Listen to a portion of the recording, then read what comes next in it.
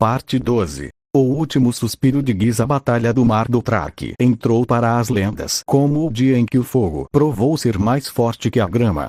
100.000 guerreiros Dothrakis carregaram contra as linhas imperiais com a fúria de 1000 demônios. Seus gritos ecoaram pelas planícies como o rugido de um oceano enfurecido.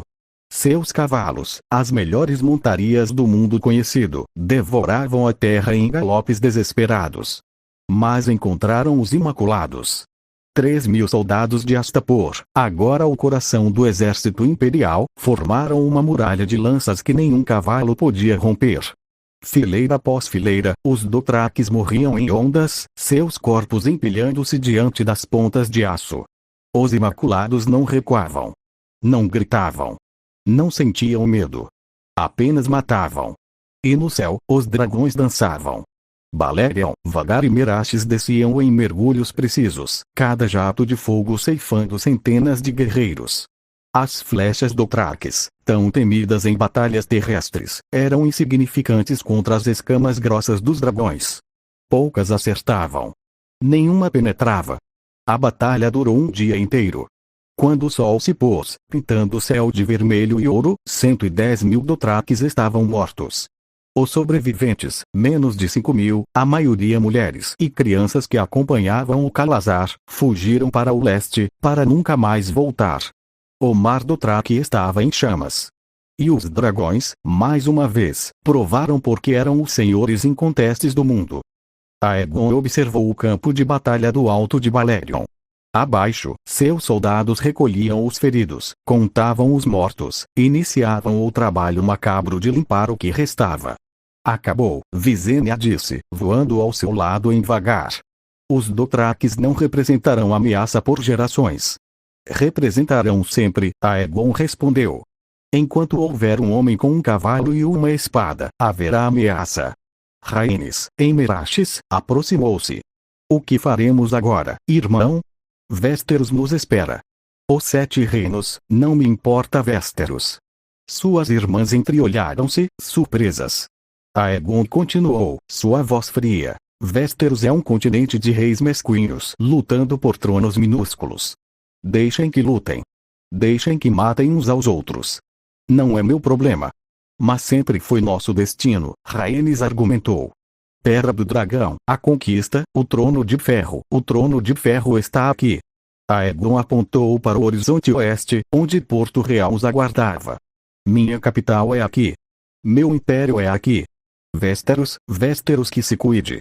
Visenya estudou o irmão por um longo momento. Algo mudara nele, não nos últimos dias, mas nos últimos anos. As conquistas no leste, a libertação dos escravos, o nascimento dos filhos, Westeros parecia cada vez mais distante, cada vez menos relevante. Então para onde vamos agora? Ela perguntou. Aegon sorriu, um sorriso raro, que poucos viam. Para o sul. Para Gis.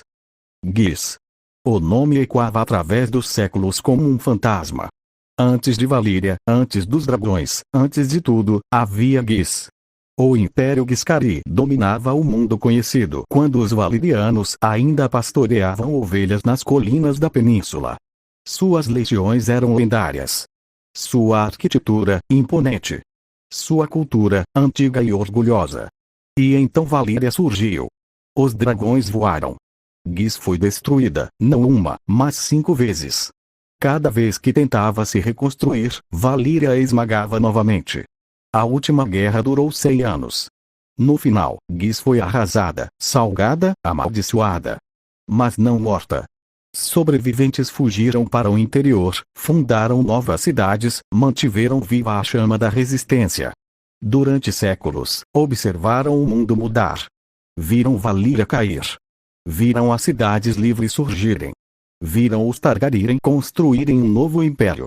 E esperaram. Agora, Nova Gis, a maior das cidades Giscari remanescentes, preparava-se para o confronto final. O grande mestre de Nova Gis chamava-se Uzor Amai. Tinha 70 anos, barba branca até o peito, e uma memória que guardava cada humilhação sofrida por seu povo ao longo de séculos. Ele convocou os líderes das outras cidades, Meeren, antes da conquista, e Yunkai, antes da conquista, Astapor, antes da conquista, para uma aliança que nunca se concretizara.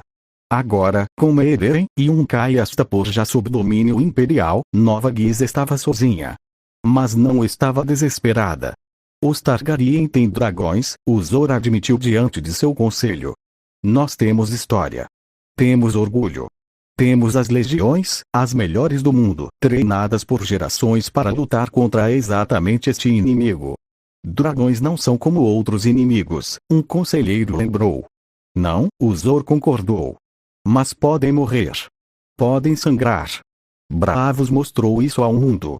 Ele ergueu-se, seus olhos antigos brilhando com uma chama que o tempo não apagara. Convocaremos todas as companhias mercenárias do mundo conhecido.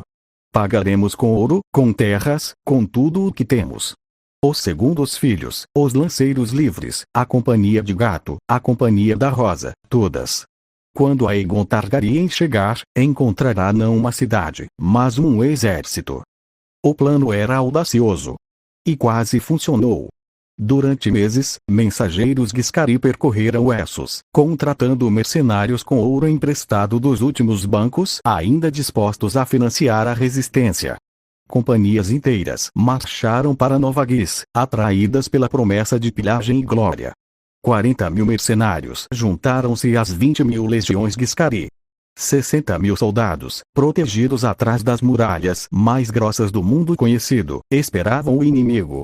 Mas subestimaram uma coisa: Aegon não atacaria Nova Guis. O imperador convocou seus comandantes para uma reunião em Porto Real.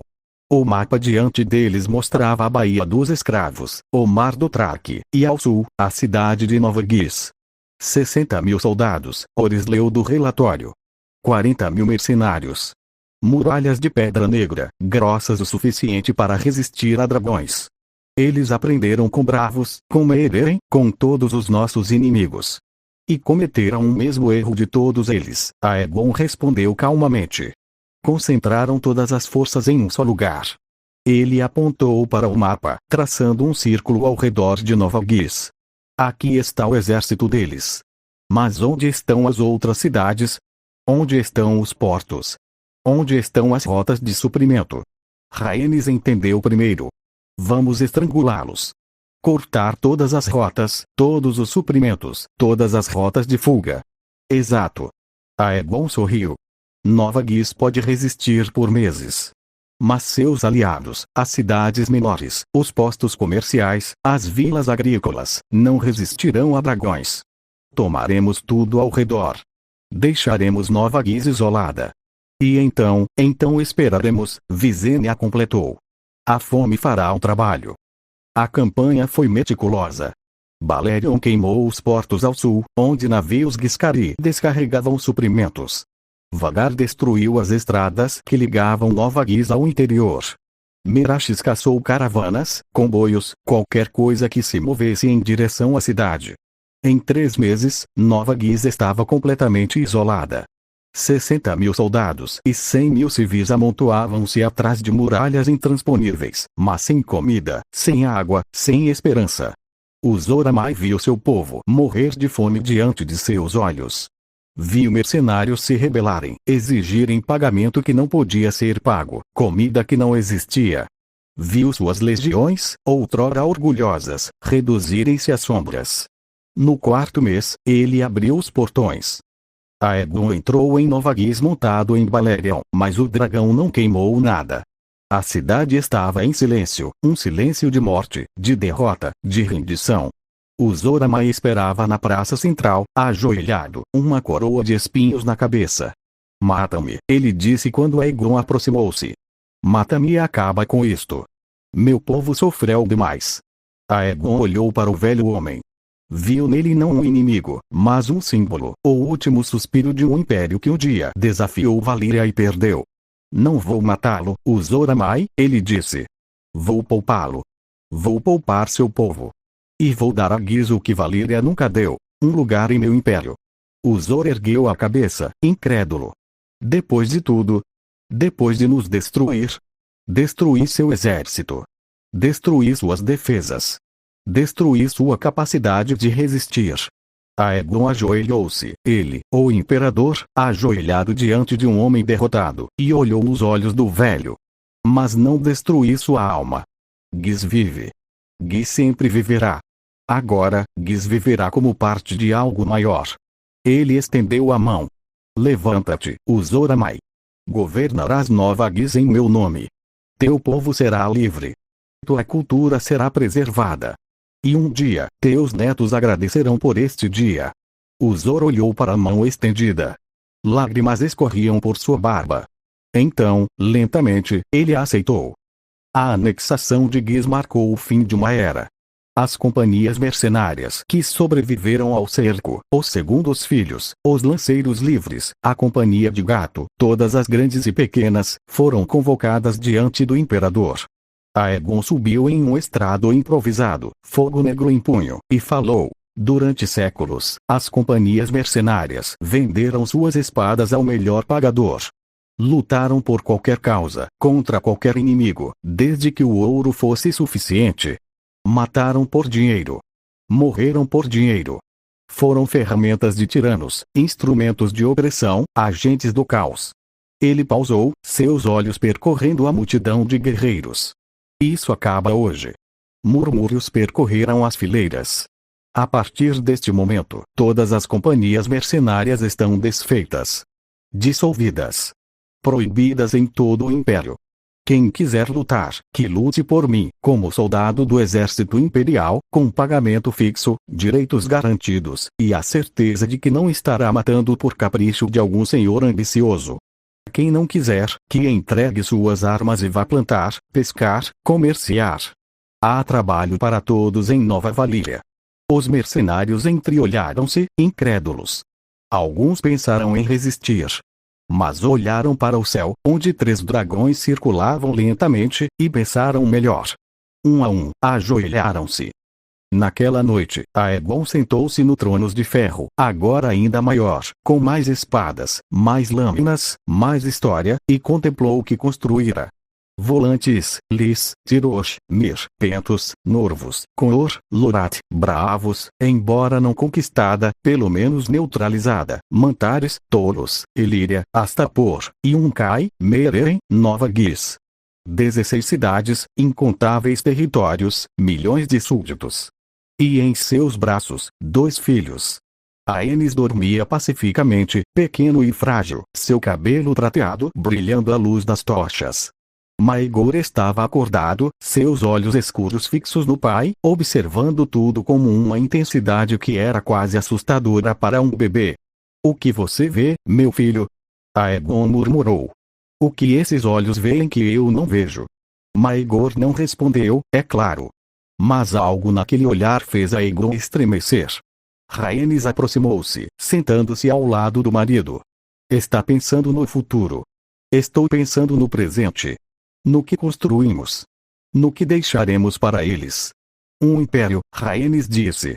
O maior desde Valíria. Valíria caiu, Aegon lembrou. Todos os impérios caem.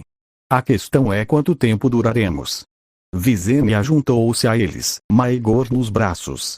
O bebê imediatamente acalmou-se, como se reconhecesse a força da mãe. Duraremos o suficiente, ela disse. E quando cairmos, que seja com fogo e sangue, não com gemidos e lamentos. Aegon sorriu. Suas irmãs, suas esposas, suas parceiras. Sem elas, nada daquilo seria possível. Westeros, Rhaenys disse, quase como uma pergunta. Ainda pensa nisso? Aegon balançou a cabeça. Westeros que se cuide. Meu lugar é aqui.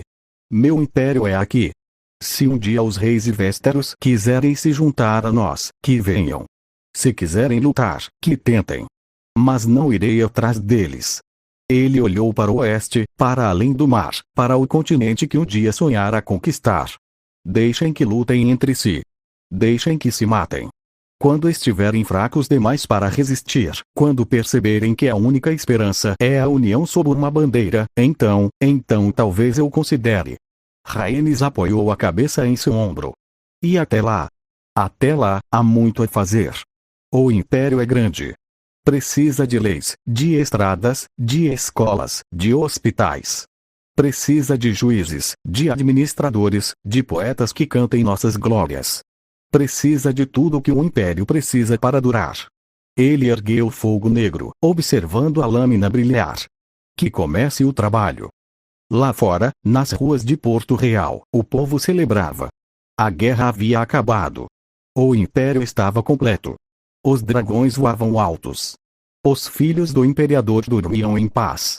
E no leste, para além do mar do Traque, para além das montanhas, para além de tudo que os mapas mostravam, algo se mexia. Algo antigo. Algo que nem mesmo os dragões poderiam enfrentar.